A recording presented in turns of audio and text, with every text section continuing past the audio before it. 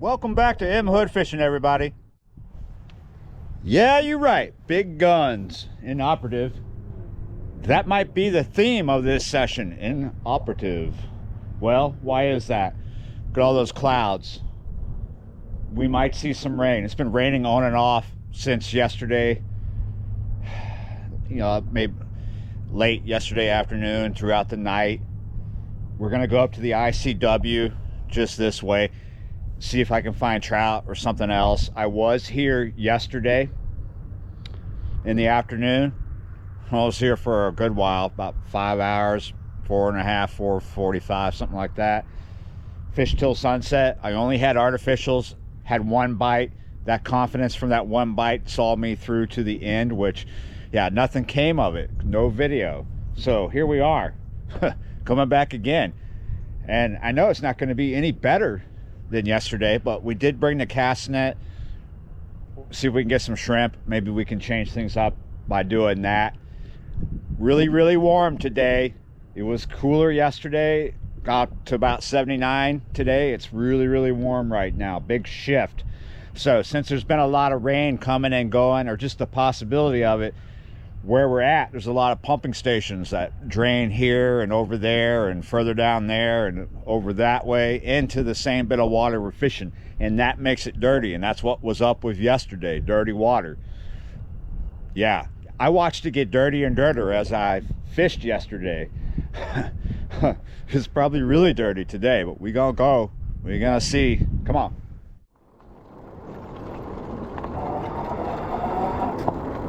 When I'm constantly going to the same spot, well, over a few days, right, like a bunch of times in a row, I always get people throwing, "That's the definition of insanity" at me. When, you know, in reality, because it's fishing, it's more the definition of commitment. Because you gotta do the same thing, same sort of fishing at the same spot every day and get a different result each day. Because you might not be changing, everything else around you is. The trick, the secret, is you got to learn to change with it. You got to learn to adjust. It's good to bring different options, but sometimes when you only have artificials, you're a little pigeonholed. You're in a corner. And now I'm in a hobbit tunnel, kind of low, the canopy. See, because of all that pumping, and maybe the tide as well, I don't have a place to walk, and I did not bring boots to walk in water with. I just got comfortable hiking shoes on. Water is kind of dirty. It's not that much worse off than it was yesterday afternoon, but when I got here yesterday, I started way down there doing some bushwhack spots, and I got one bite off a structure down there from something, and it had a scale on the hook. But yeah, it was the only thing I saw. But when I started earlier yesterday, this water wasn't as dirty as it is now. And as I sat here, none of these, not that I could tell, none of the pumping stations were rolling, you know, pumping. But this water was getting dirtier and dirtier as I fished throughout the afternoon yesterday. I don't think I'm gonna be able to do this spot right here.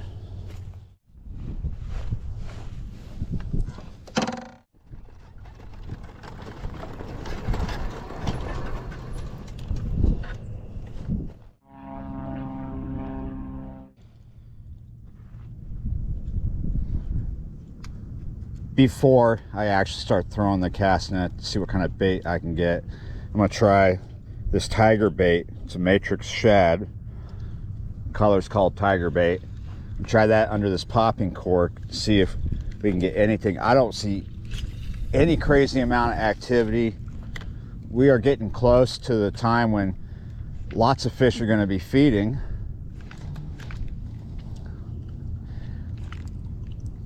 There's a possibility that we've got a double-edged sword against us. All these pumping stations are pumping fresh water into this canal, draining their municipalities, their neighborhoods and whatnot. Not only is it making the water dirty, could be making the salinity count go down rather than up, right? So that could make fish move further down where it's saltier. It's not usually really salty up here anyway.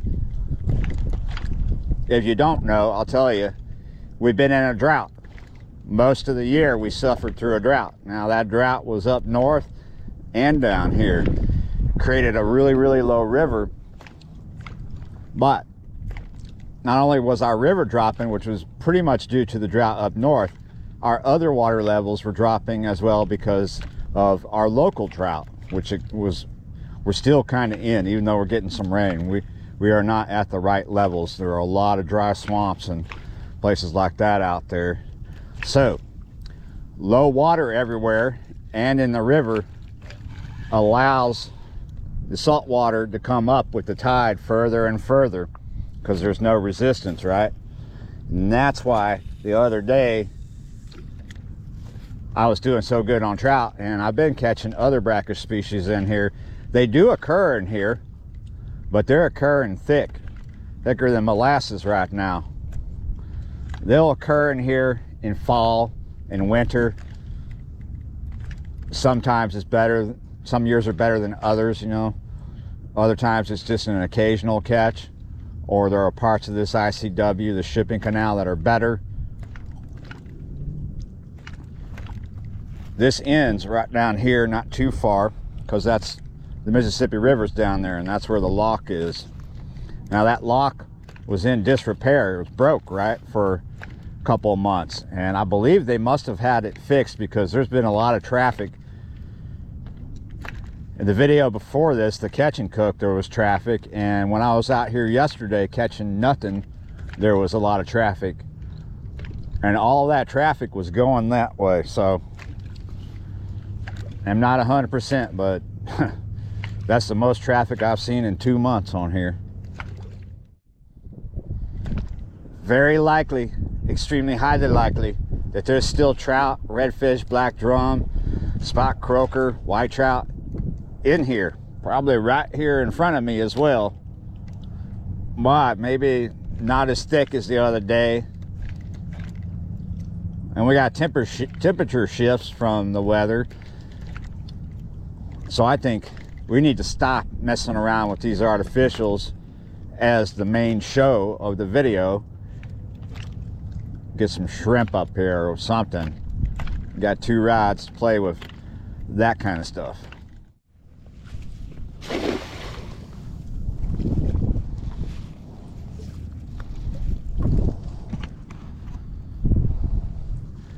I almost went and bought shrimp, but the closest place to me to get bait shrimp, they sell it frozen, and I didn't necessarily have time to thaw it.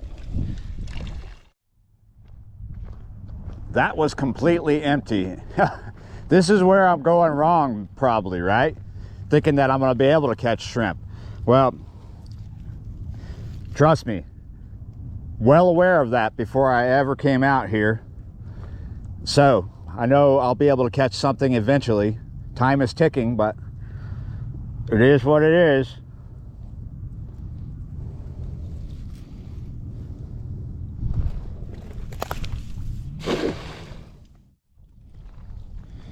Well, there's a shad.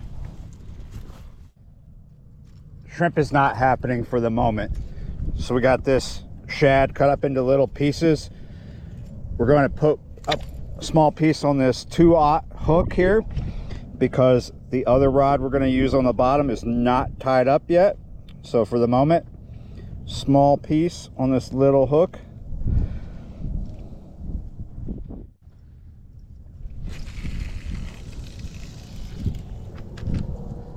All right, a little piece of cut bait on a small hook underneath a cork. It can catch more than just channel cat and other catfish. White trout will hit that as well. Possible redfish and other things, but white trout could hit that for sure. The bottom rig is going to be a dropper loop, but not the dropper loop you're expecting. Here we have our loop already tied. Here we have our tag in for the lead. But no, we're putting the hook down there. Doing it backwards. Yeah, you're right. 2 ounces of lead. To put that on, I'm going to pinch that dropper loop.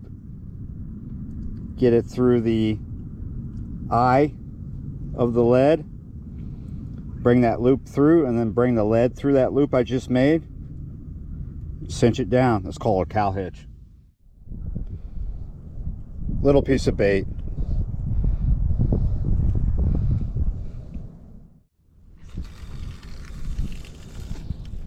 Not too close in for the moment because I don't see a lot of activity close in. Doesn't mean that there's not any activity close in. When I was throwing the cast net, a lot of glass minnows, little tiny glass minnows were getting stuck in it. So there is bait that fish could feed off of close in up by the bulkhead. All right. It's not shrimp, but I have another shad and I have a mullet.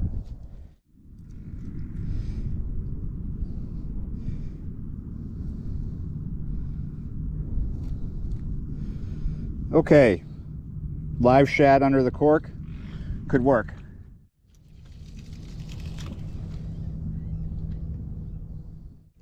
I'm not going to give up on artificials while I'm watching these two rods. I'll try various things, mostly this popping cork, because I can get it out really far. It's a 4 horseman. There we go. Oh, I had a takedown. That was actually my second takedown. My first one, I wasn't filming because I wasn't expecting much. Had a takedown right here. I think whatever trout that could be in here or is in here is running along this bulkhead, feeding off the glass minnows that are right in front of it. And there's a lot of those. Every cast of the net, there's some stuck in there. They're very tiny. This doesn't have to be speckled trout. There's just something is feeding right in here. You wouldn't know it if you were standing here. I was just bringing this in to check it, see if I needed to rebait it. And lo and behold, I never saw a bite. I was watching it. I was being very attentive. He was just hanging out. Yeah, you're right. Little blue cat. All right, so because I got 2 takedowns by something on the tiger bait right off the bulkhead, I now have my live shad right off the bulkhead out there. I mean, a big trout will engulf that shad for sure. Okay. What's going on here? That cork went under. For about 10 minutes, it's been sitting right there. Look at that. Something with it? What is that, a crab? That might be a crab. It's going under. It's not running with it. That's acting like a crab. Or is it a fish? I don't know. Look, it's swimming away. What do we got here? Oh, ho, ho, ho. Look at that. Yes.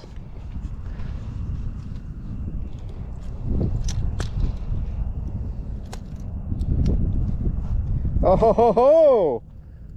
I finally got a bass at this spot. But I've been trying to catch bass at this particular spot, or this particular stretch of the ICW on artificials for a while. And I had a feeling that, well, I knew that, you know, all the fish that would hit a live shad, bass were definitely one of them. But I'm still surprised that we got it. Yeah, you're right, guys. I'm not eating this one, though. Finally got to throw the net again, thinking that it'd be great to get another live live shad. And well, now we know there's trout. Now we know there's trout.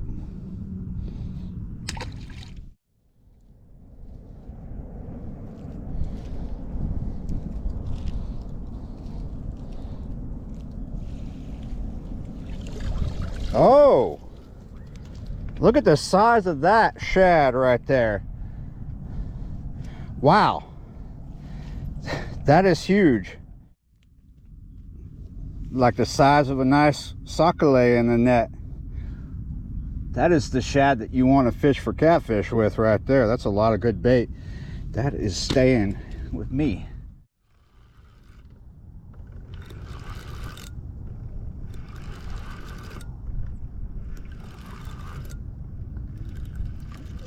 When I was showing off the shad, I saw some bites on this.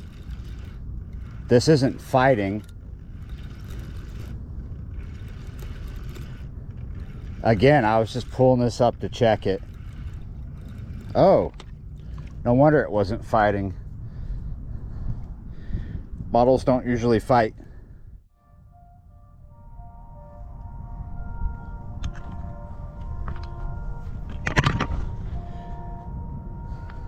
And with those horns, it's actually a recording, right?